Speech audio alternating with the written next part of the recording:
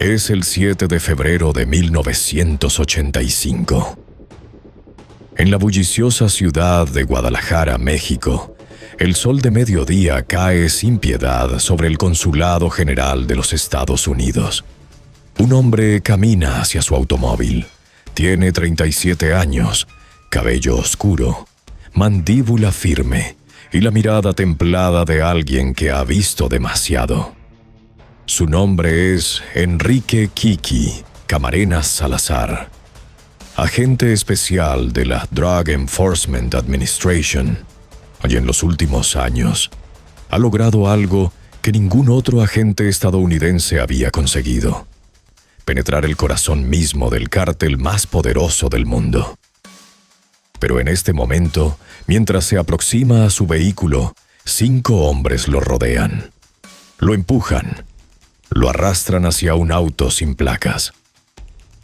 En cuestión de segundos, Kiki Camarena desaparece del mundo visible y cae en uno mucho más oscuro. Uno del que nadie, ni siquiera los hombres más poderosos de Washington, podrán rescatarlo a tiempo. Lo que le harán en las siguientes 30 horas definirá una de las páginas más sombrías, más turbias y más controvertidas de la guerra contra las drogas. Porque lo que ocurrió con Kiki Camarena no fue simplemente el crimen de un cártel contra un agente de la ley. Fue algo más profundo, más retorcido, más imposible de aceptar para el gobierno de los Estados Unidos. Fue, según indicios perturbadores que examinaremos hoy, una traición desde adentro. ¿Fue Kiki Camarena víctima del cártel de Guadalajara? ¿O fue víctima de su propio gobierno? Únete a mí mientras nos adentramos en la historia de un hombre que murió buscando la verdad, y en la oscura teoría que sugiere que la CEURIOA sabía exactamente lo que estaba pasando. Si esta historia te impacta tanto como a mí, te pido que te suscribas al canal y que al final me dejes en los comentarios tu opinión. Héroe traicionado por sus propios aliados, o víctima inevitable de una guerra que nunca fue lo que parecía. Comenzamos. Enrique Camarena Salazar nació el 26 de julio de 1947 en Mexicali, Baja California, México. Su familia era humilde, de esas que conocen el valor del trabajo antes de aprender a leer. Su padre era un hombre callado y disciplinado, y su madre, una mujer de voluntad extraordinaria, supo desde muy joven que su hijo tenía algo diferente. Una terquedad moral que ni la pobreza ni las circunstancias podían doblegar. Cuando Kiki tenía apenas unos años, su familia cruzó la frontera hacia los Estados Unidos, instalándose en Calexico, California, una ciudad fronteriza, donde 2 mundos se tocan sin jamás fusionarse del todo. Crecer en Calexico significaba crecer en el límite. En esa zona gris donde el sueño americano convive con la miseria del otro lado, donde se hablan 2 idiomas y se viven 2 realidades. Para muchos jóvenes de su entorno, esa dualidad representaba una oportunidad para el crimen, sí, para el contrabando, para el pequeño negocio ilícito que prometía dinero rápido. Para Kiki, significó exactamente lo contrario. Vio de cerca lo que las drogas hacían a las comunidades. Vio a jóvenes de su barrio destruirse. Vio familias desmoronarse. Y tomó una decisión que marcaría el resto de su vida: dedicarse a combatir ese mundo desde adentro. Estudió en los Estados Unidos, se integró plenamente a la sociedad norteamericana y tras completar su educación básica, ingresó al servicio militar. Nos sirvió con distinción en el Cuerpo de Marines de los Estados Unidos.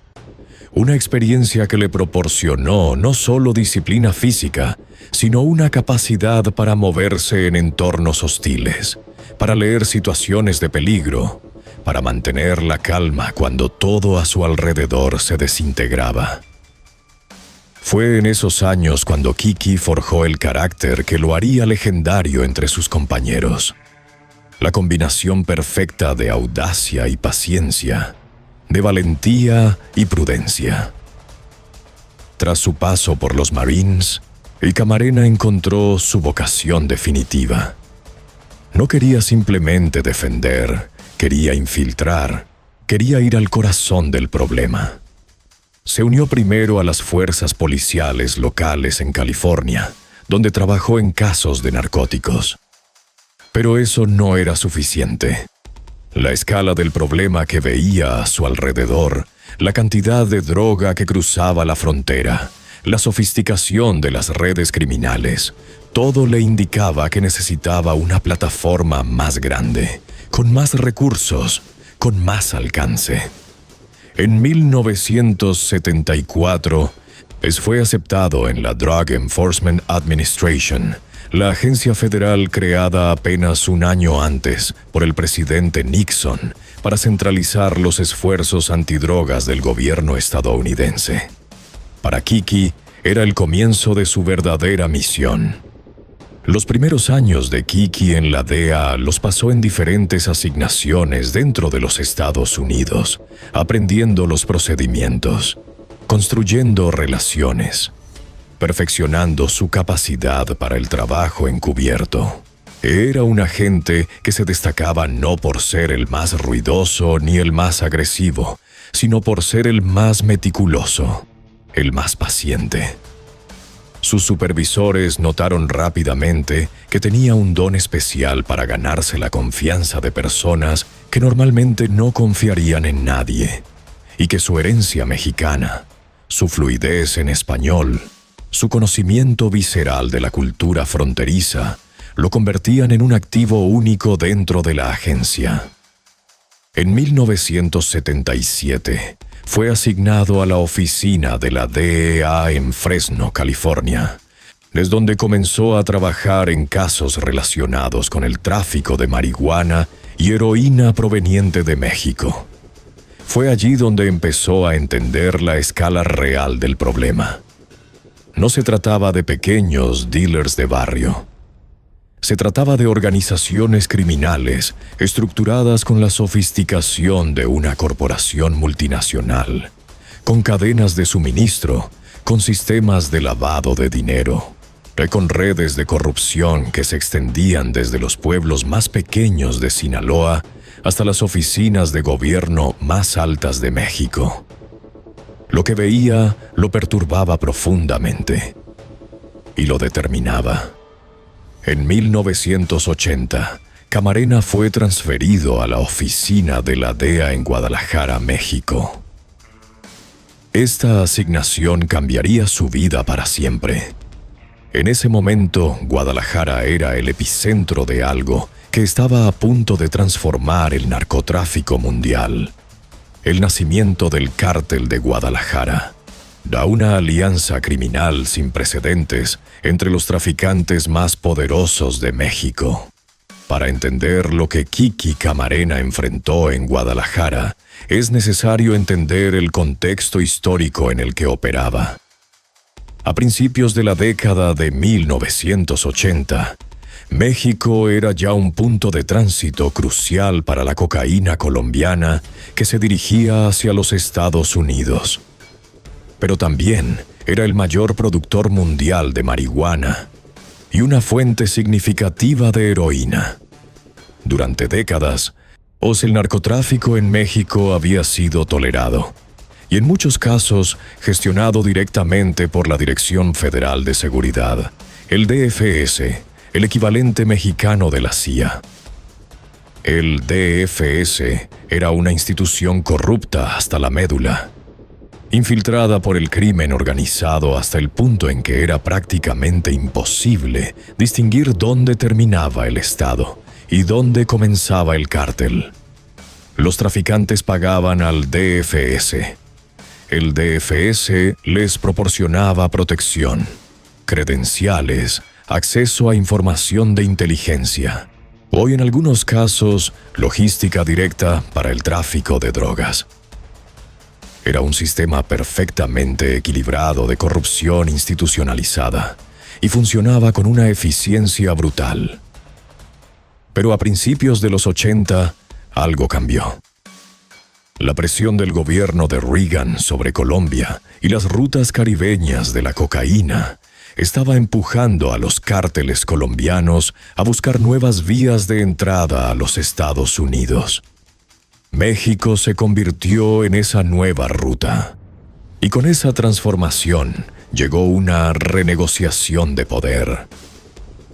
Los traficantes mexicanos, encabezados por figuras como Miguel Ángel Félix Gallardo, Rafael Caro Quintero y Ernesto Fonseca Carrillo, conocido como Don Neto, comenzaron a negociar directamente con los colombianos, a construir sus propias infraestructuras, a acumular poder y riqueza a una velocidad vertiginosa.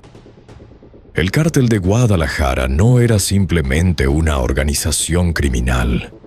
Era, en muchos sentidos, de un estado dentro del Estado mexicano, con su propia fuerza de seguridad, su propio sistema judicial informal, sus propias relaciones internacionales.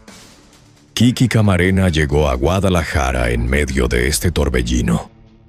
Y desde el primer momento entendió que las reglas del juego eran radicalmente diferentes a cualquier cosa que hubiera enfrentado antes. En los Estados Unidos la corrupción existía, pero tenía límites. En México, en ese México de los 80, la corrupción era el sistema.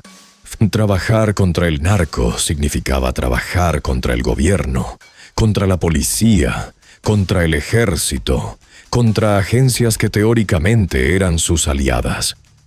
Kiki lo sabía y lo aceptó. Se sumergió en el trabajo con una intensidad que inquietaba incluso a sus compañeros más curtidos. Construyó una red de informantes que llevó años desarrollar. Penetró círculos sociales a los que ningún agente extranjero debería haber podido acceder. Y comenzó a reunir información sobre operaciones del cártel que eran de una escala que nadie en Washington imaginaba. Su mayor logro llegó cuando sus investigaciones comenzaron a revelar la existencia de un proyecto agrícola masivo en el estado de Chihuahua, en el rancho conocido como El Búfalo. Lo que ocurría en El Búfalo era algo que transformaría la comprensión del gobierno estadounidense sobre el narcotráfico mexicano. No se trataba de pequeñas parcelas clandestinas de marihuana. Era una operación industrial. Un cultivo de marihuana a una escala que desafiaba la imaginación. Miles de hectáreas de cannabis meticulosamente cultivado, con trabajadores, maquinaria agrícola, sistemas de riego sofisticados. Se estimaba que el rancho El Búfalo podía producir hasta 10,000 toneladas de marihuana al año. Un volumen que haría tambalear los mercados y que representaba miles de millones de dólares en ganancias para el cártel. La información que Kiki estaba recopilando no era simplemente operativa, era estratégica. Revelaba las conexiones entre el cártel y el gobierno mexicano a niveles que ponían en jaque la narrativa oficial sobre la cooperación antidrogas entre México y Estados Unidos. Sus informes llegaban a Washington cargados de datos explosivos, nombres de funcionarios corruptos, rutas de lavado de dinero, cuentas bancarias en el extranjero, conexiones con políticos de alto nivel. Y algo más, algo que haría que ciertos sectores del gobierno de los Estados Unidos se incomodaran profundamente. Indicios de que el cártel de Guadalajara tenía relaciones con la CIA. No era una teoría descabellada. Era, de hecho, una consecuencia lógica del contexto geopolítico de la época. En 1985, la administración Reagan estaba profundamente comprometida con el financiamiento de los contras nicaragüenses en su guerra contra el gobierno sandinista. El Congreso de los Estados Unidos había aprobado la enmienda Boland, que prohibía explícitamente el financiamiento federal de los contras. Esto ponía a la CMOSOA en una posición desesperada. Necesitaba dinero, necesitaba recursos y necesitaba canales que no pasaran por el Congreso. Algunos de esos canales, según investigaciones posteriores y testimonios de personas directamente involucradas, pasaban por el narcotráfico. El escándalo Irán-Contra, que estallaría públicamente en 1986, reveló que el gobierno de Reagan había autorizado la venta ilegal de armas a Irán y había desviado las ganancias para financiar a los contras. Pero lo que el escándalo Irán-Contra no reveló completamente, lo que quedó en los márgenes de las investigaciones del Congreso, era la medida en que el narcotráfico formaba parte de esa ecuación. Investigaciones periodísticas, informes del Senado de los Estados Unidos y testimonios de traficantes y agentes de inteligencia sugieren que aviones de la CIA que transportaban armas a los contras regresaban a los Estados Unidos cargados de cocaína. Que pistas de aterrizaje en América Central, controladas por la CIA, eran utilizadas por narcotraficantes con la anuencia de agentes de la agencia. Que el cártel de Guadalajara, en particular, tenía contactos directos con operativos de inteligencia estadounidenses que toleraban, y en algunos casos facilitaban, sus operaciones a cambio de dinero y de acceso logístico para las operaciones de los contras. Kiki Camarena no era ajeno a estos rumores. Eran más que rumores en los círculos en los que él se movía. Y sus investigaciones comenzaban a apuntar en esa dirección. Lo que encontraba no era solo evidencia de narcotráfico. Era evidencia de una relación entre el cártel y elementos de la inteligencia estadounidense que, si se hacía pública, que tendría consecuencias catastróficas para la administración Reagan. Y eso lo convertía en un hombre peligroso, no solo para el cártel, para mucho más. El 7 de febrero de 1985, Kiki Camarena salió del Consulado General de los Estados Unidos en Guadalajara para ir a almorzar con su esposa. Nunca llegó. 5 hombres armados lo interceptaron en la calle. Lo empujaron dentro de un automóvil y lo transportaron a una casa en la calle Lope de Vega, número 881, propiedad de Rafael Caro Quintero. Lo que ocurrió en esa casa durante las siguientes 30 horas es uno de los episodios más perturbadores y más debatidos de la historia del narcotráfico. Kiki fue torturado sistemáticamente. No de manera improvisada, no con la brutalidad caótica de criminales desesperados, sino de manera metódica, casi clínica. Fue golpeado, privado de oxígeno, sometido a choques eléctricos. Pero lo que hacía que este interrogatorio fuera diferente, lo que convertiría este caso en un enigma que persiste hasta hoy, era que alguien con conocimientos médicos avanzados estaba presente y participando activamente. Se administraron drogas para mantener a Kiki consciente durante la tortura, para maximizar su sufrimiento, para garantizar que pudiera hablar. Esas drogas incluían ketamina y otras sustancias que no son de fácil acceso para criminales ordinarios. Alguien con formación médica o farmacológica especializada estaba ahí. Mientras Kiki era torturado, sus captores le hacían preguntas. Preguntas específicas sobre sus informantes, sobre sus métodos de investigación, sobre los alcances de lo que sabía. Y según las cintas de audio que las autoridades mexicanas encontrarían semanas después junto al cuerpo de Camarena, había una voz en ese cuarto que las autoridades mexicanas no pudieron o no quisieron identificar. una voz que dirigía el interrogatorio con una precisión que no correspondía a los patrones conocidos de los miembros del cártel. El cuerpo de Enrique Camarena Salazar fue encontrado el 5 de marzo de 1985 en el rancho El Martillo, en el estado de Michoacán, a unos 100 kilómetros de Guadalajara. Junto a él encontraron el cuerpo de Alfredo Zavala Avelar, un piloto mexicano que había sido secuestrado el mismo día que Kiki. Ambos habían sido asesinados. Los cuerpos mostraban evidencia de tortura prolongada. Las autopsias revelaron que ambos hombres habían muerto de traumatismos múltiples en la cabeza, consistentes con golpes repetidos con objetos contundentes. Pero había algo más en los resultados de las autopsias que inquietaría a los investigadores. Los niveles de ciertas sustancias en la sangre de Camarena sugerían que había permanecido vivo y bajo la influencia de drogas que prolongaban la conciencia, durante un periodo significativamente más largo de lo que se pensaba inicialmente. Lo habían mantenido vivo deliberadamente. Lo habían mantenido hablando. La pregunta que emergía con una urgencia aterradora era: ¿qué sabía Kiki Camarena que justificaba ese nivel de interrogatorio? ¿Y quién, además del cártel, tenía interés en saberlo? La noticia del asesinato de Camarena sacudió a la DEA con una fuerza sin precedentes.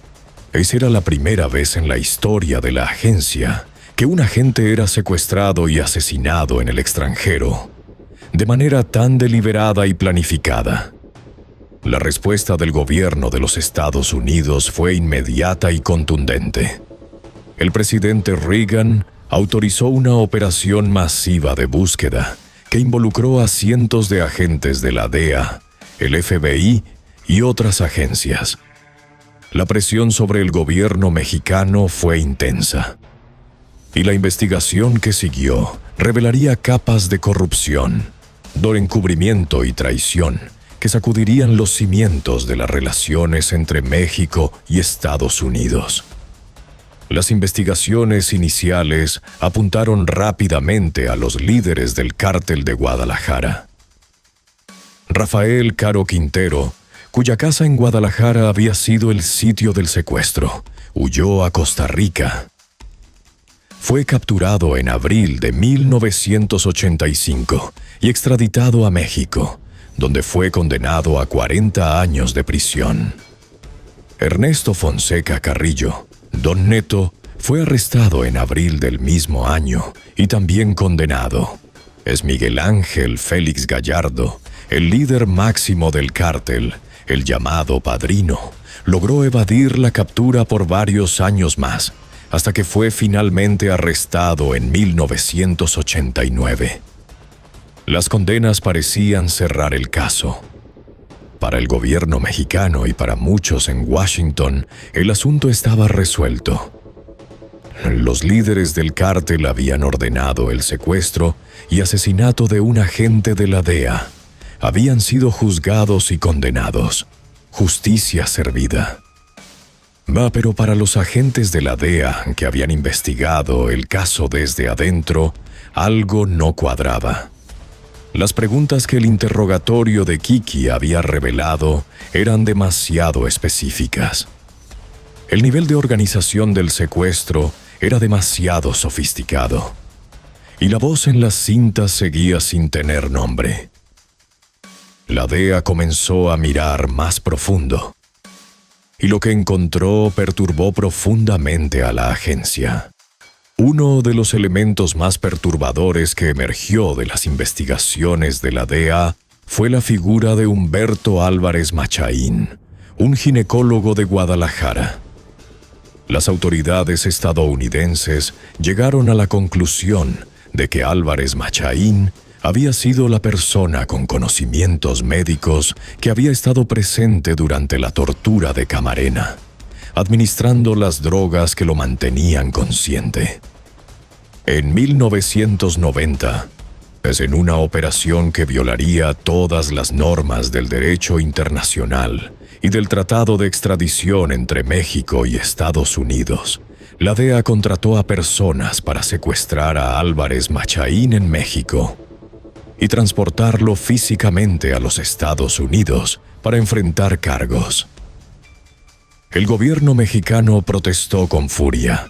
El caso llegó hasta la Corte Suprema de los Estados Unidos, que en 1992 emitió una controvertida decisión, estableciendo que el secuestro no impedía que los tribunales estadounidenses ejercieran jurisdicción.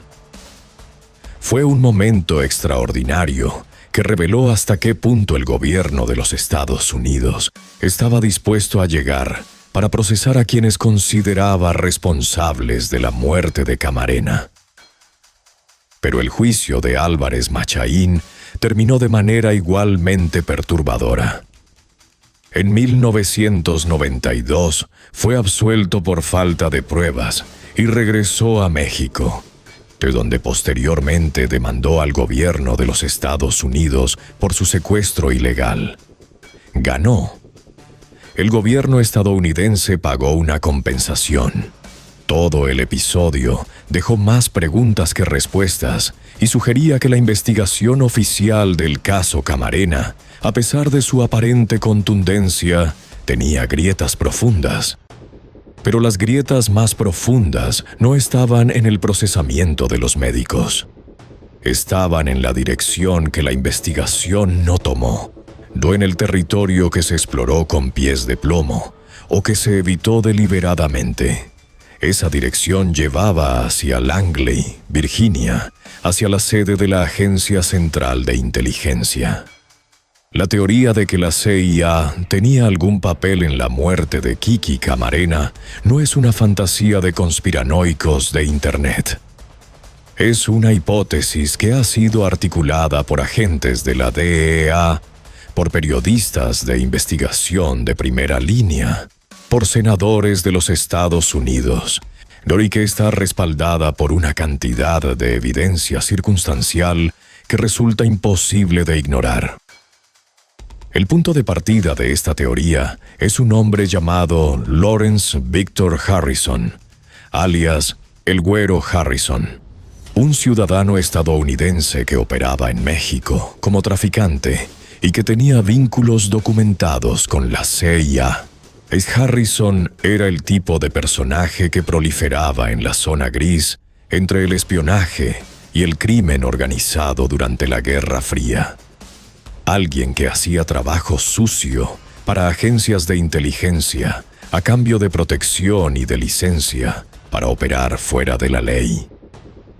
Testimonios de traficantes procesados en los Estados Unidos señalaban a Harrison como un intermediario entre el cártel de Guadalajara y operativos de la CIA que gestionaban el flujo de dinero hacia los contras.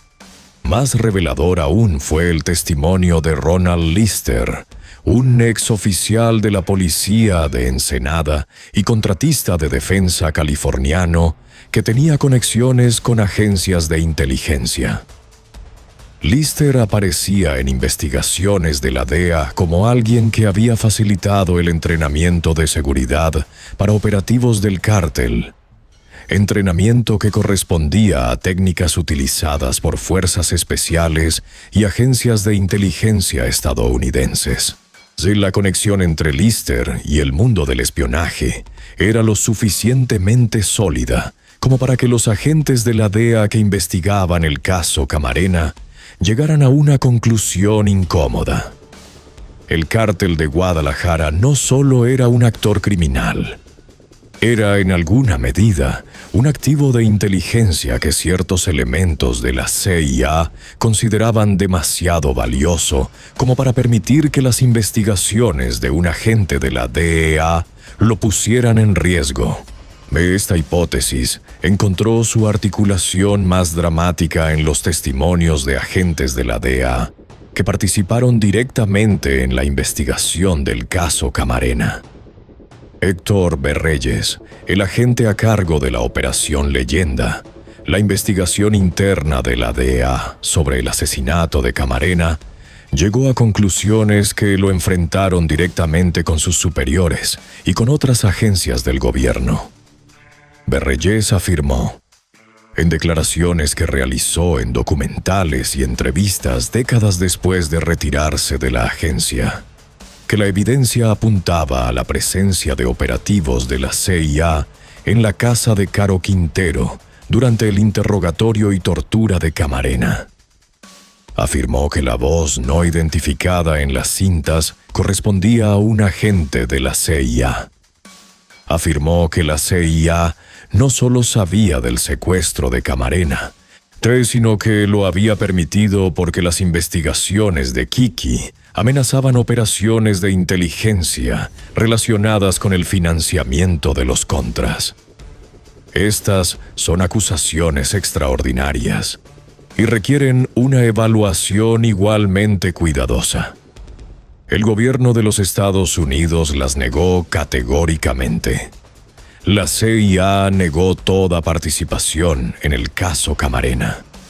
Y es importante señalar que Berreyes, a pesar de haber sido un agente respetado, es una figura polémica cuyas afirmaciones más extremas no han sido verificadas de manera independiente de manera concluyente. Pero lo que hace que estas afirmaciones sean imposibles de simplemente descartar es el contexto en el que se enmarcan. El escándalo Irán-Contra demostró de manera irrefutable que elementos de alto nivel del gobierno de Reagan estaban dispuestos a violar la ley, a mentir al Congreso, a operar fuera de todos los marcos legales y éticos, pero en su obsesión por financiar a los Contras. Si eso era posible, ¿por qué sería imposible que esos mismos actores hubieran tolerado o incluso facilitado el narcotráfico como parte de esa operación? Y si el narcotráfico era parte de la operación, ¿por qué sería imposible que un agente de la DEA que amenazaba con exponer esa conexión representara una amenaza inaceptable para ciertos actores dentro del aparato de seguridad estadounidense? La lógica no prueba nada, pero la lógica en este caso tiene una perturbadora coherencia. El Subcomité del Senado sobre Terrorismo, Narcóticos y Comunicaciones Internacionales, presidido por el senador John Kerry, publicó en 1989 un informe exhaustivo que documentaba las conexiones entre el tráfico de drogas y las operaciones de los Contras.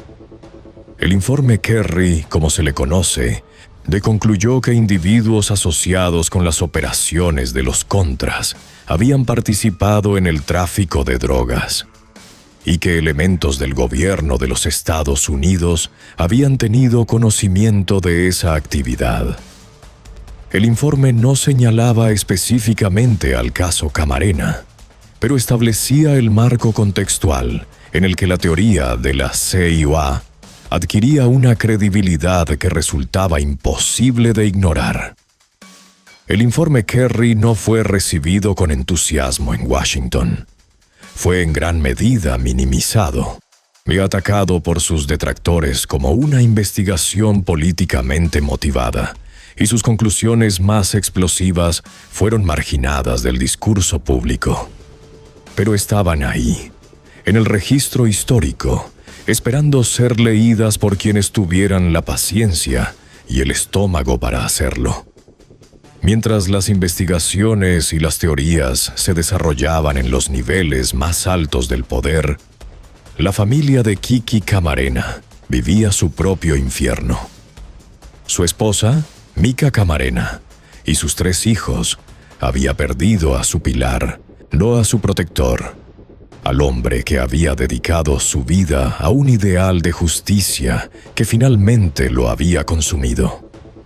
Mika Camarena se convirtió, con el tiempo, en una figura pública que habló con una franqueza devastadora sobre lo que significaba ser la viuda de un agente de la DEA, sobre el abandono que sintió por parte del gobierno que su esposo había servido, sobre las preguntas sin respuesta que seguían atormentándola años después.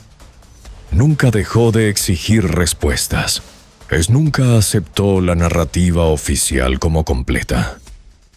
En eso era la fiel continuadora del espíritu de su esposo, ese hombre que tampoco había aceptado las versiones superficiales de las cosas, que siempre había insistido en excavar hasta encontrar la verdad. La historia de Kiki también resonó profundamente en las comunidades latinas de los Estados Unidos, que vieron en él no solo a un agente de la ley, sino a uno de los suyos, o a un hombre de raíces mexicanas que había servido a su país adoptivo con una devoción que sus propios colegas reconocían como excepcional. Su nombre se convirtió en símbolo. El programa Red Ribbon Week, la semana de concienciación sobre drogas que se observa cada año en las escuelas de los Estados Unidos, fue creado en su honor. Millones de estudiantes llevan cintas rojas sin saber con precisión quién fue Kiki Camarena, qué enfrentó, qué pagó. Pero el símbolo sobrevive. Tras la captura y condena de Rafael Caro Quintero, pareció durante décadas representar al menos un fragmento de justicia para el caso Camarena. Caro Quintero fue condenado a 40 años de prisión en México en 1985 y comenzó a cumplir su condena en la prisión de alta seguridad de Puente Grande en Jalisco. Pero en agosto de 2013, en un giro que sacudió a la DEA y al gobierno de los Estados Unidos con la misma fuerza que el asesinato original, un tribunal federal mexicano liberó a Caro Quintero. Y la razón legal invocada fue técnica. El tribunal argumentó que había sido juzgado en el fuero federal cuando debería haber sido juzgado en el fuero ordinario, y que por lo tanto había cumplido suficiente tiempo en prisión. La reacción del gobierno de los Estados Unidos fue de furia apenas contenida. La DEA describió la liberación como un ultraje. El Departamento de Justicia emitió una alerta de captura internacional contra Caro Quintero. Pero ya era demasiado tarde. Y Caro Quintero desapareció en el sistema de protección del crimen organizado mexicano, que para esa época había experimentado una transformación tan radical como el propio México. El cártel que él había cofundado era ahora la semilla de organizaciones como el Cártel de Sinaloa, que operaban a una escala global, que hacía ver al Cártel de Guadalajara de los 80 como una operación rudimentaria. La liberación de Caro Quintero en 2013 no fue simplemente un insulto a la memoria de Kiki Camarena. Fue la reapertura de una herida que nunca había cicatrizado completamente. Una señal de que el sistema que Kiki había combatido no solo había sobrevivido, sino que había prosperado. Y con su liberación volvieron las preguntas. Las mismas preguntas de siempre. ¿Quién ordenó realmente el asesinato de Kiki Camarena? ¿Solo el cártel? ¿O había otros actores, otros intereses, otras lealtades? ¿Qué contenían exactamente esas cintas de audio en su totalidad? De las cintas que las autoridades mexicanas retuvieron durante años y que nunca fueron completamente transcritas ni analizadas públicamente. ¿Quién era la voz sin nombre que dirigía el interrogatorio?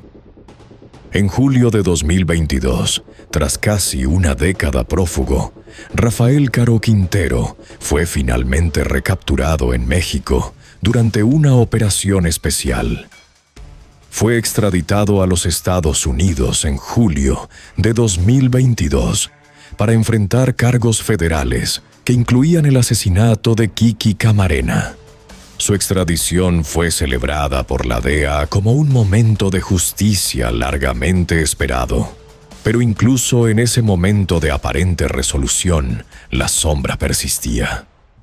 Las preguntas sobre la CIA sobre el contexto más amplio, sobre las fuerzas que habían rodeado y posiblemente precipitado la muerte de Camarena, no iban a responderse en un tribunal federal de Miami. Pero existe una tensión fundamental en el caso Kiki Camarena que ninguna sentencia puede resolver completamente. La tensión entre la narrativa oficial y la narrativa de quienes vivieron la investigación desde adentro.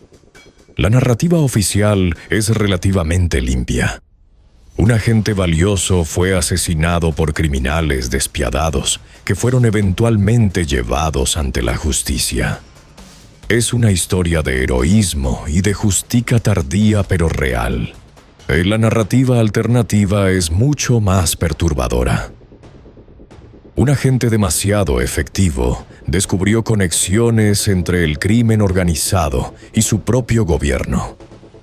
Y ese descubrimiento lo convirtió en un peligro que ciertas partes del aparato de seguridad estadounidense consideraron intolerable. En esta narrativa, Kiki no fue solo víctima del cártel. Fue víctima del sistema que supuestamente representaba. Esta segunda narrativa no tiene pruebas definitivas, irrefutables, pero tiene una acumulación de indicios, testimonios, documentos desclasificados y coincidencias que resulta difícil de explicar simplemente como ruido.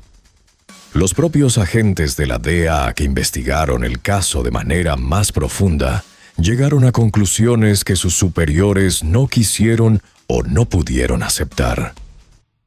Y el hecho de que esas conclusiones hayan sido sistemáticamente marginadas, de que los investigadores que las articulaban hayan sido silenciados o descreditados, ya añade una capa adicional de sospecha que no desaparece con el tiempo.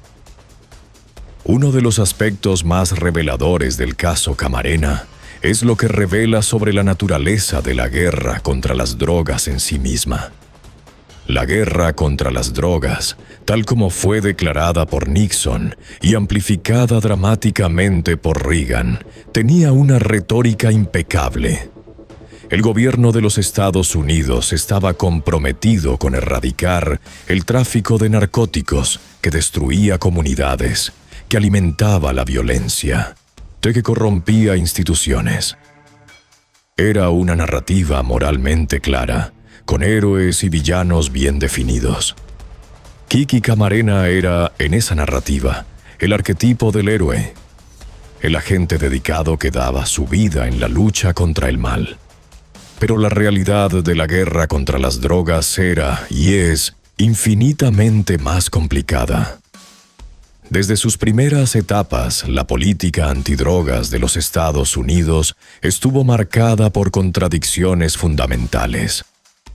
Mientras la DEA perseguía a los traficantes con una mano, otras agencias del gobierno mantenían relaciones con esos mismos traficantes con la otra, ya fuera por razones geopolíticas, por acceso a inteligencia, o, como sugiere el caso de los Contras, por necesidades financieras y legales. Esta contradicción no era un accidente ni un error de coordinación. Era, en muchos casos, una política deliberada que sacrificaba la coherencia moral en el altar del pragmatismo geopolítico. Y Kiki Camarena fue, posiblemente, una víctima de esa contradicción. El legado de Kiki Camarena es múltiple y a veces contradictorio. Por un lado, su historia inspiró a generaciones de agentes de la DEA y de fuerzas del orden en general, que vieron en él el modelo de lo que significa el sacrificio al servicio de un ideal. Su nombre sigue siendo pronunciado con reverencia en los pasillos de la DEA. Su historia es contada a los nuevos reclutas como ejemplo de coraje y dedicación. La serie de televisión Narcos, México, estrenada en Netflix en 2018, dedicó su primera temporada en gran medida a la historia de Kiki Camarena y a los años de oro del cártel de Guadalajara. introduciendo su figura a una audiencia global que en su mayoría no había escuchado su nombre antes. El actor Michael Peña lo interpretó con una humanidad y una profundidad que hizo justicia a la complejidad del hombre real. La serie, aunque inevitablemente dramaturgizada para propósitos televisivos, capturó la esencia de lo que Kiki representó. Un hombre que eligió la verdad sobre la conveniencia, que no se doblegó cuando habría sido mucho más fácil y mucho más seguro hacerlo. Pero hay otro legado, más incómodo, que también forma parte de la historia de Kiki Camarena. Su muerte y las investigaciones que siguieron revelaron las limitaciones profundas del sistema al que él sirvió. Revelaron que la guerra contra las drogas podía ser, y a menudo lo era, una herramienta política tanto como una política de salud pública. Revelaron que la corrupción no era un problema exclusivo de México o de los países en vías de desarrollo, sino que permeaba también las instituciones de los Estados Unidos, aunque con nombres y formas diferentes. Revelaron que los ideales que Kiki Camarena encarnaba, la justicia, la verdad, la integridad, podían resultar peligrosos en un sistema donde esos ideales entraban en conflicto con intereses más poderosos. La muerte de Kiki Camarena no cerró la era del cártel de Guadalajara. En cierto sentido, la transformó. La presión del gobierno de los Estados Unidos sobre México tras el asesinato de Camarena forzó una reestructuración del narcotráfico mexicano, que paradójicamente lo hizo más poderoso y más descentralizado. Miguel Ángel Félix Gallardo, antes de su arresto en 1989, dividió el territorio del cártel entre sus diferentes socios, creando organizaciones independientes que eventualmente se convertirían en el Cártel de Sinaloa, el Cártel de Juárez, el Cártel de Tijuana y otros. El monstruo que Kiki había combatido no fue destruido por su muerte. Se multiplicó. Para los estudiosos de la geopolítica del narcotráfico, el caso Camarena es un punto de referencia inevitable. Marca el momento en que la relación entre México y Estados Unidos en materia de seguridad experimentó un cambio de paradigma. Por primera vez, el gobierno de los Estados Unidos ejerció una presión pública masiva sobre México para que cooperara en la persecución de narcotraficantes. Y lo hizo con una intensidad que rozó la humillación diplomática. La Operación Padrino, la campaña de la DEA que siguió al asesinato de Camarena, fue una de las operaciones más extensas y costosas en la historia de la agencia.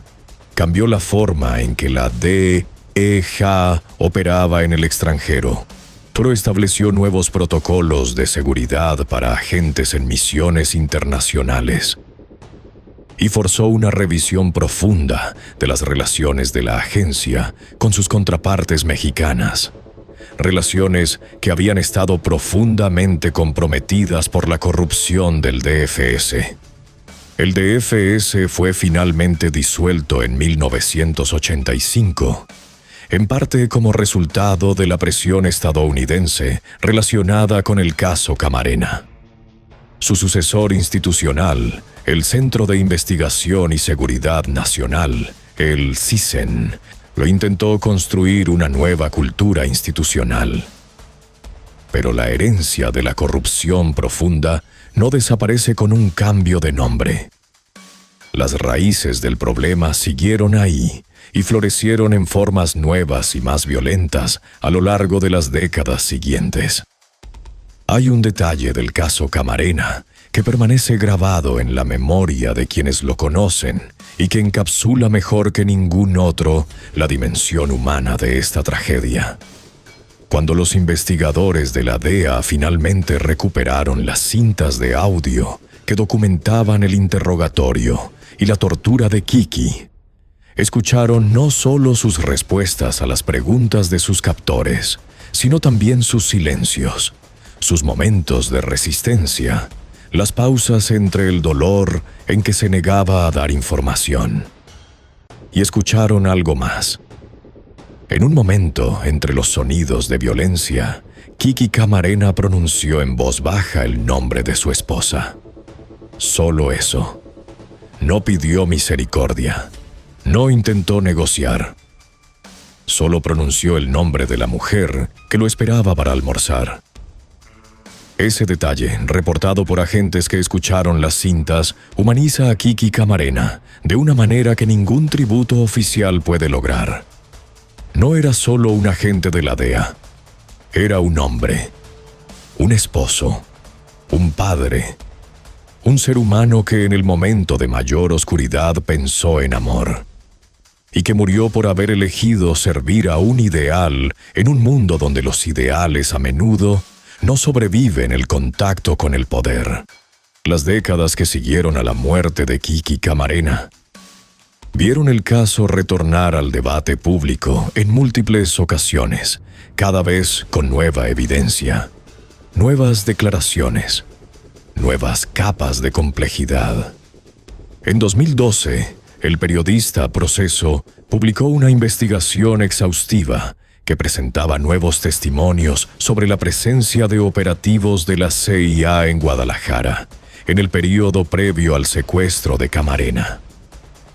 En 2019, el documental The Last Narc, producido para Amazon Prime Video, presentó las afirmaciones de Héctor Berreyes de manera extensa y sistemática, poniendo ante una audiencia masiva la teoría de la participación de la CIA por primera vez de manera tan articulada. El documental fue recibido con controversia inmediata. La CIA la rechazó como ficción. Exfuncionarios del gobierno de los Estados Unidos atacaron la credibilidad de Berreyes. Pero también generó un debate serio en círculos académicos y periodísticos sobre la necesidad de una investigación verdaderamente independiente del caso. Una investigación que no estuviera sujeta a las presiones políticas que habían limitado todas las investigaciones anteriores. Esa investigación independiente nunca llegó. Probablemente nunca llegará. Demasiados actores claves han muerto. Demasiados documentos han sido clasificados, destruidos o perdidos. Si demasiadas instituciones tienen interés en que la narrativa oficial se mantenga intacta. Pero la ausencia de esa investigación es en sí misma reveladora. En un caso que involucra el asesinato de un agente federal de los Estados Unidos, en un caso que durante décadas ha generado acusaciones serias de participación de su propio gobierno, la falta de voluntad para una investigación verdaderamente exhaustiva e independiente habla por sí misma. No prueba la teoría de la CIA, pero no la refuta tampoco. La deja flotando, incómoda e irresolvible, como un fantasma que no puede irse porque nadie ha tenido el valor de mirarlo a los ojos y darle respuesta. En julio de 2022, cuando Rafael Caro Quintero fue extraditado a los Estados Unidos, los agentes de la DEA que habían dedicado años de su vida al caso Camarena sintieron una satisfacción compleja. Era justicia, sin duda.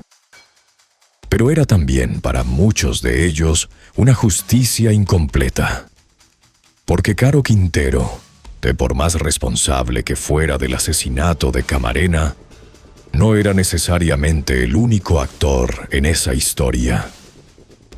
Era el actor más conveniente, el que podía ser señalado sin que hacerlo pusiera en jaque las narrativas institucionales que tantos en Washington necesitaban preservar. Héctor Berreyes, ya retirado y al final de su vida, siguió insistiendo en que el juicio de Caro Quintero por muy importante que fuera, no revelaría la verdad completa. Que la verdad completa incluía nombres que ningún fiscal federal estaba dispuesto a pronunciar en un tribunal. Quizás tenía razón, quizás estaba equivocado, pero el hecho de que un agente de la DEA de esa trayectoria siguiera haciendo esas afirmaciones, décadas después de retirarse, con la coherencia y el detalle que las caracterizaban, era en sí mismo una señal que no podía ignorarse. Kiki Camarena tenía 37 años cuando murió. 37 años de vida intensa, de trabajo apasionado, de amor a su familia, de dedicación a un ideal. En 37 años había hecho más que la mayoría de los seres humanos hacen en el doble de tiempo. Había penetrado uno de los imperios criminales más poderosos del siglo XX. Había reunido información que cambió la comprensión del gobierno estadounidense sobre el narcotráfico mexicano. Había actuado con una valentía que sus colegas describían como casi sobrehumana. Y había pagado el precio más alto posible por esa valentía. Su historia no tiene un final limpio. No hay un momento de catarsis pura, de justicia perfecta, de verdad completamente revelada. La vida real, a diferencia de la ficción, rara vez ofrece esos regalos. Lo que ofrece, en cambio, son fragmentos, piezas de un rompecabezas que quizás nunca podremos armar del todo, pero que en su conjunto dibujan la silueta de algo enorme y perturbador, de un sistema que usaba y descartaba a sus servidores más leales cuando se volvían inconvenientes. Un conflicto geopolítico que corrompía todo lo que tocaba.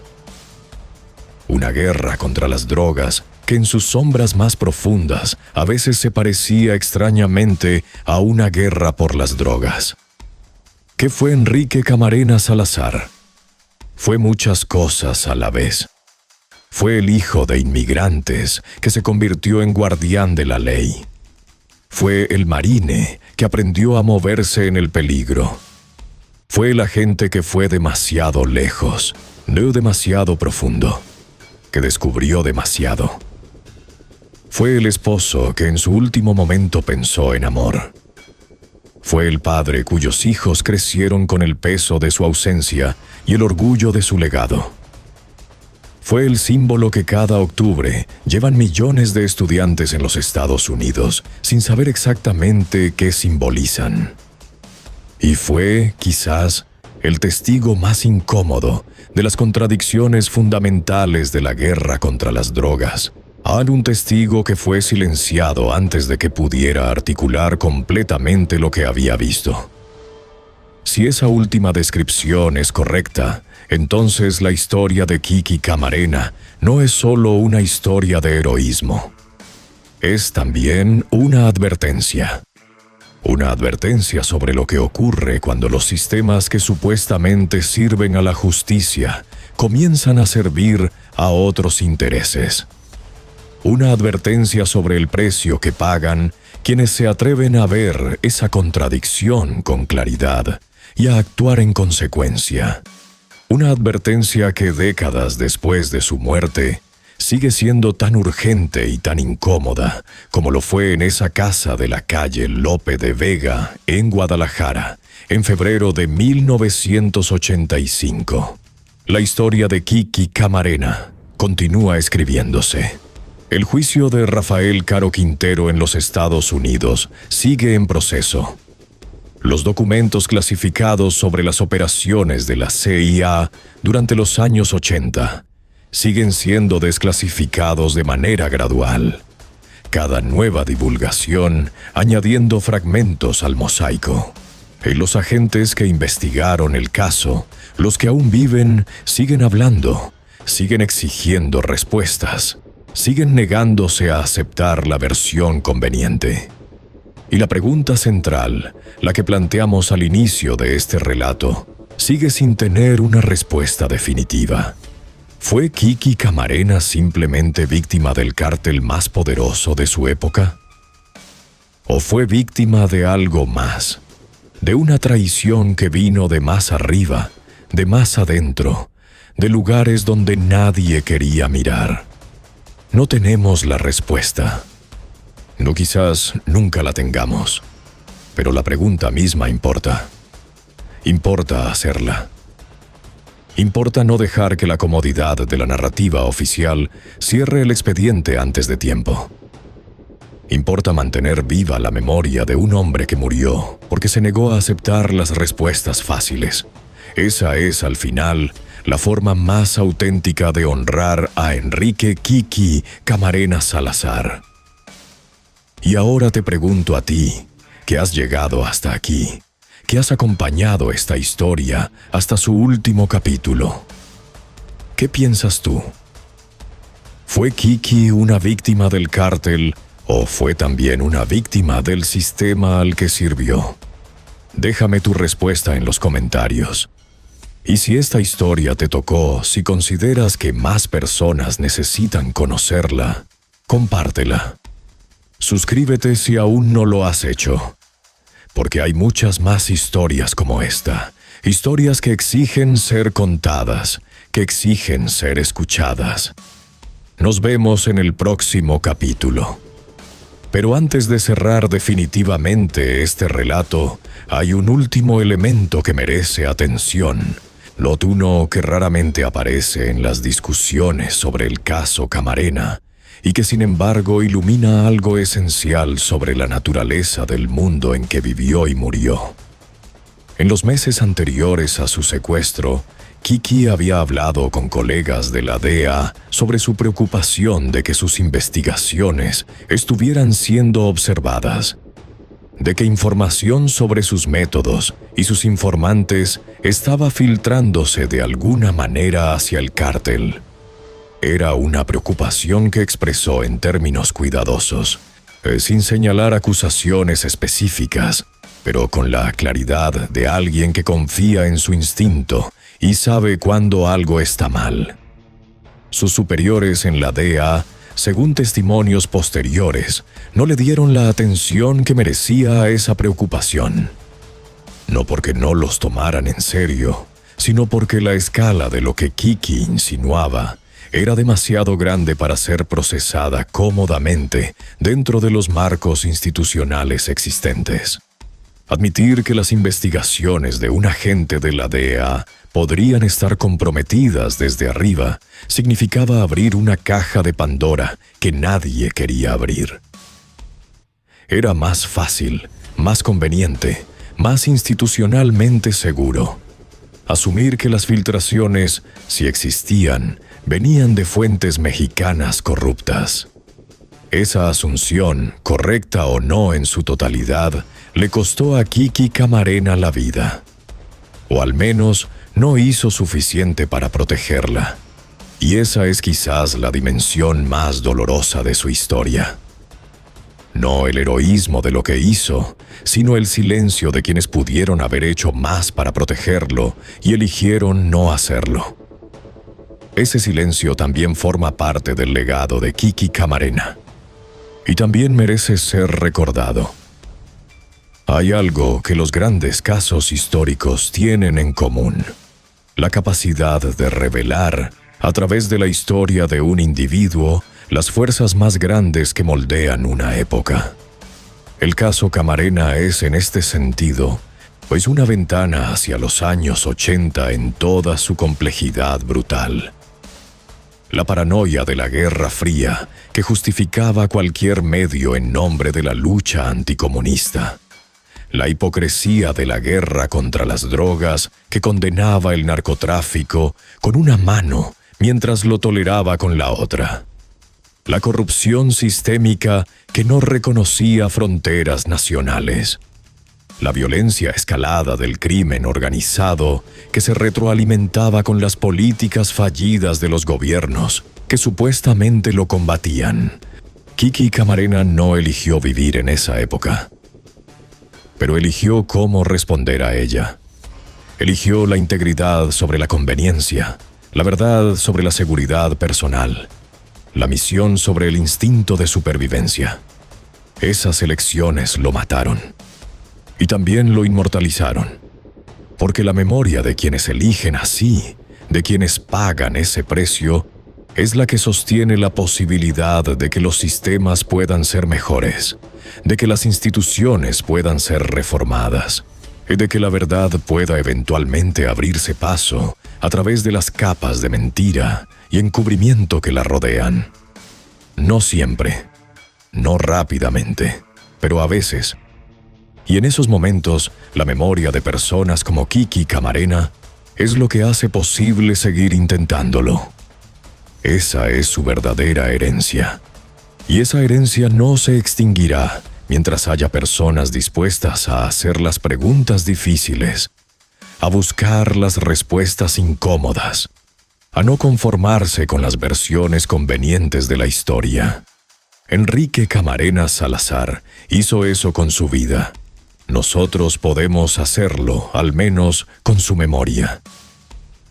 Para comprender cabalmente por qué el caso de Kiki Camarena sigue generando debate 40 años después de su muerte, es necesario adentrarse en los mecanismos específicos mediante los cuales el Cártel de Guadalajara construyó su poder y su impunidad.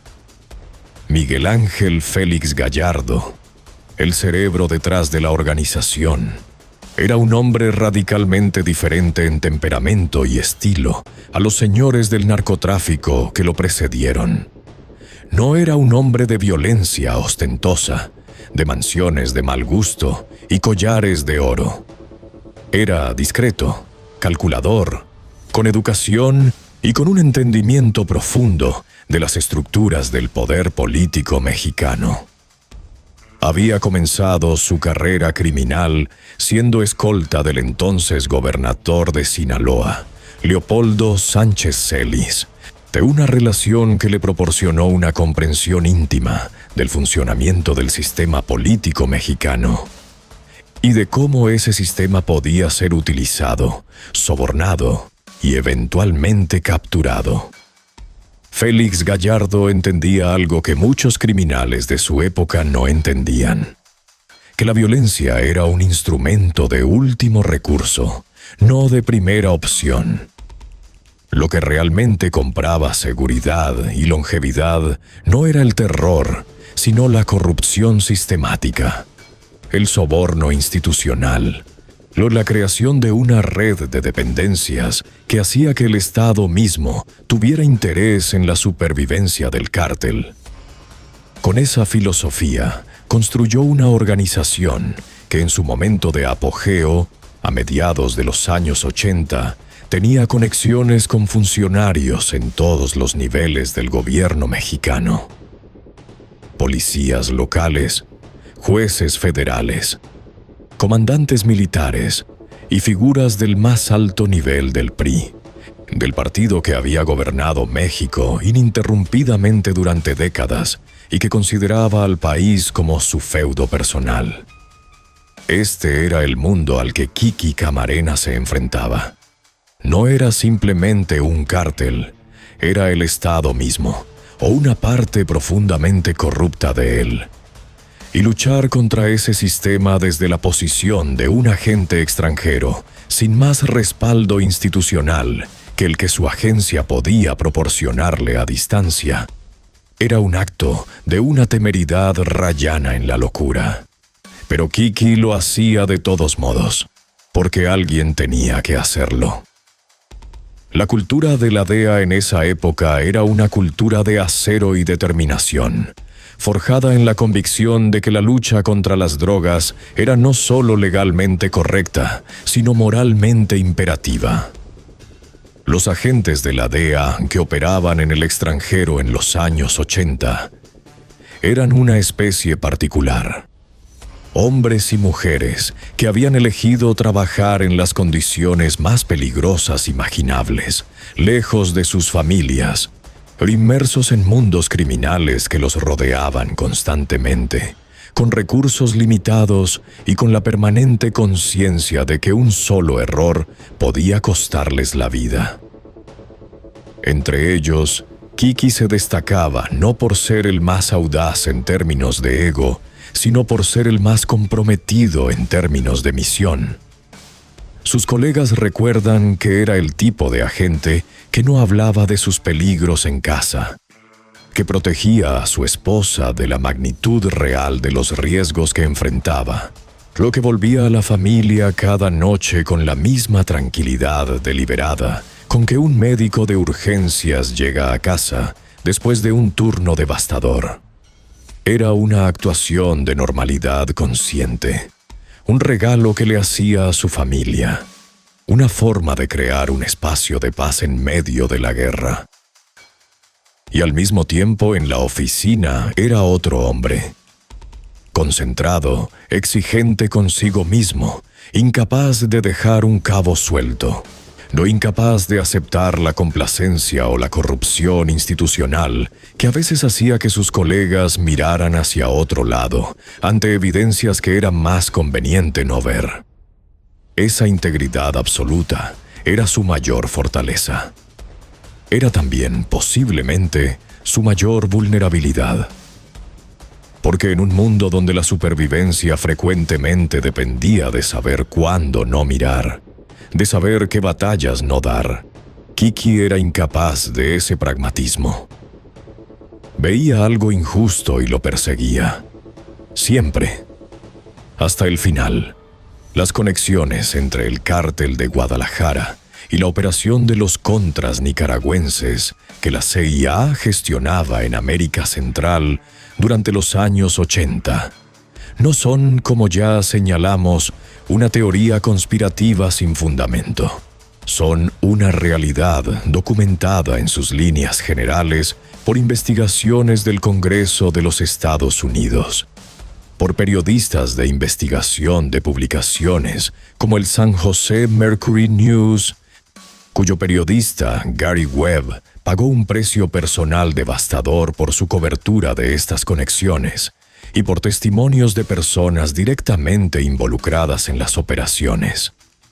El escándalo Irán-Contra reveló que Oliver North, el teniente coronel del Consejo de Seguridad Nacional, que coordinaba la operación de los Contras, había construido una red de financiamiento paralela al gobierno oficial que incluía múltiples actores del mundo criminal.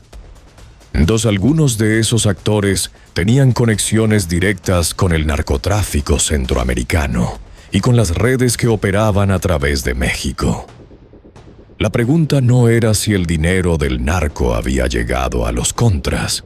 Eso era ya un hecho establecido. La pregunta era cuánto sabían exactamente los diferentes actores de la CIA sobre el origen de ese dinero y qué habían hecho o dejado de hacer al respecto. Y la pregunta más explosiva de todas, si la CIA sabía que el cártel de Guadalajara tenía conexiones con sus redes de financiamiento, actuó para proteger esas conexiones cuando las investigaciones de Kiki Camarena comenzaron a amenazarlas.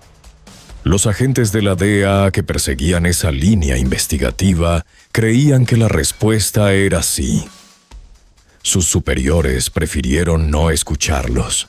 Existe un momento en la investigación del caso Camarena que no ha recibido suficiente atención en los relatos populares sobre el caso, y que sin embargo es enormemente revelador de la dinámica institucional que rodeó la muerte del agente.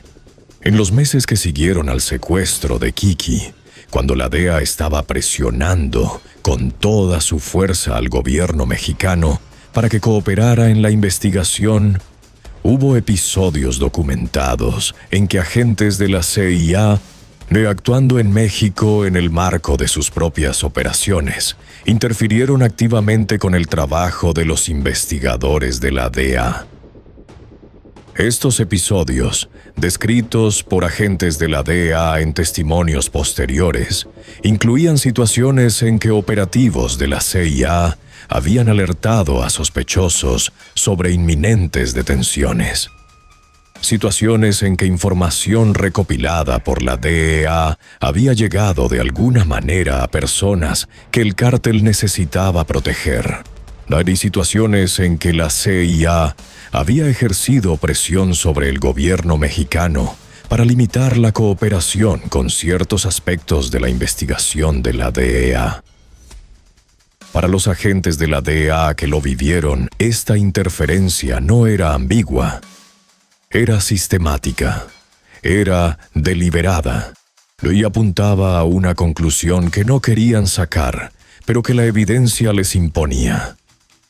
Alguien en la comunidad de inteligencia estadounidense tenía interés en que la investigación sobre el asesinato de Camarena no llegara demasiado lejos.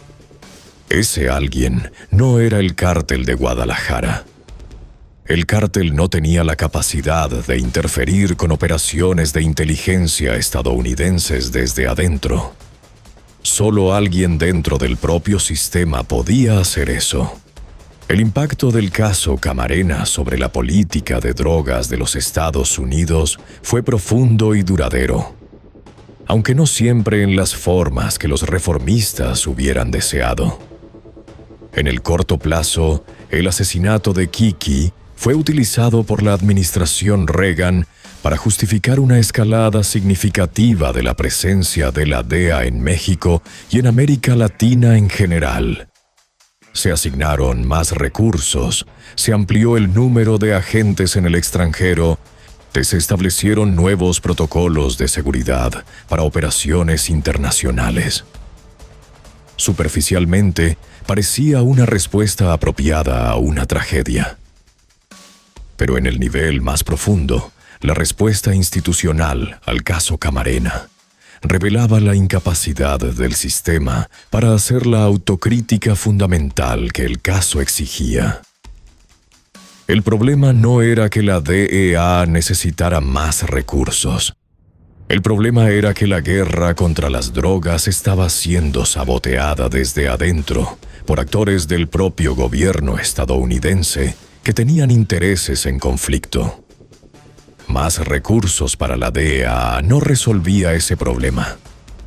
En algunos casos lo exacerbaba, porque más recursos significaba más operaciones que necesitaban protección y más razones para que la CIA mantuviera sus alianzas con actores del mundo criminal. La raíz del problema, la contradicción fundamental entre la retórica antidrogas y las prácticas reales de la comunidad de inteligencia, no fue abordada. Fue desenterrada bajo capas de retórica sobre el heroísmo de Kiki Camarena.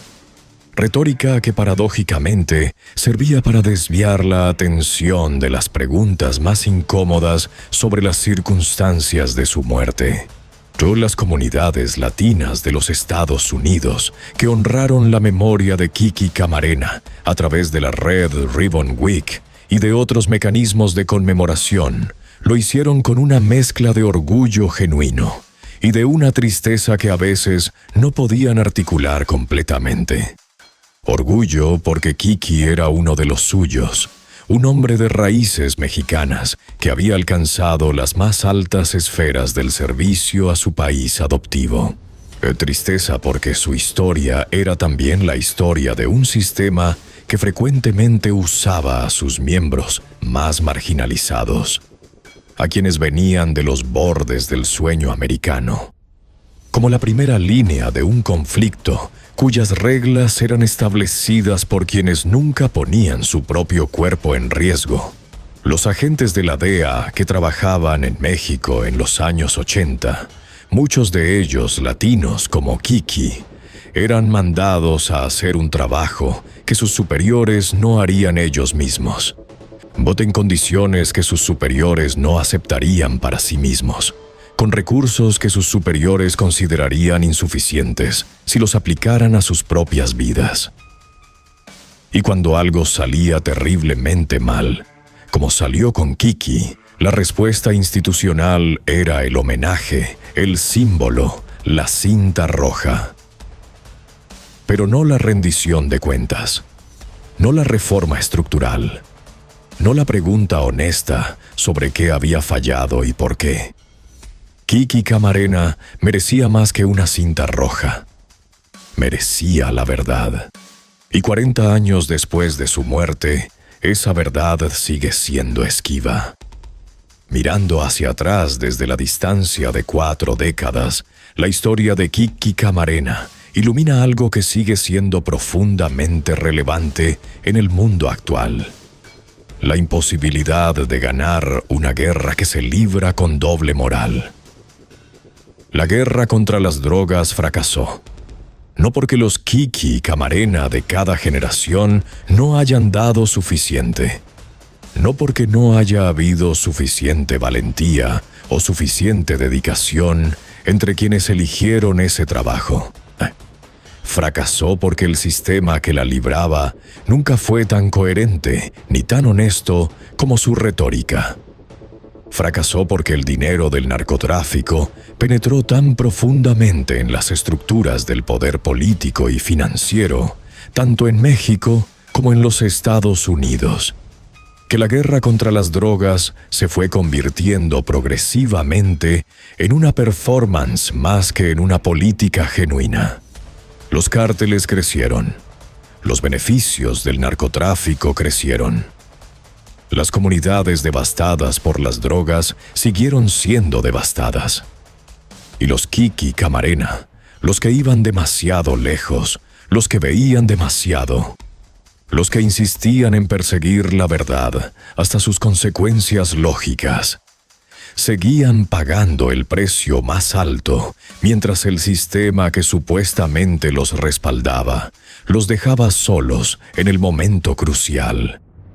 Esa es la lección más oscura del caso Camarena. Y es una lección que todavía no hemos aprendido del todo. En los últimos años, con la desclasificación parcial de documentos de la CIA y el FBI relacionados con las operaciones de la época, con los avances en los procedimientos judiciales contra Caro Quintero en los Estados Unidos, y con la publicación de investigaciones periodísticas de largo aliento, el caso Camarena ha experimentado una suerte de segunda vida en el debate público. Académicos, periodistas, y exagentes que han roto su silencio han contribuido a una comprensión más matizada, si también más perturbadora, de lo que realmente ocurrió en Guadalajara en 1985. Lo que emerge de esa comprensión más matizada no es una teoría conspirativa simple y limpia. No es algo mucho más complicado y más difícil de digerir.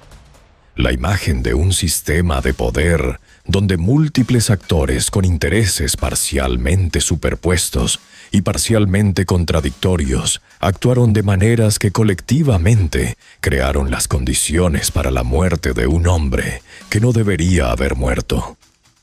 El cartel quería eliminar a un agente que amenazaba sus operaciones. Ciertos elementos de la CIA querían proteger conexiones que consideraban estratégicamente esenciales.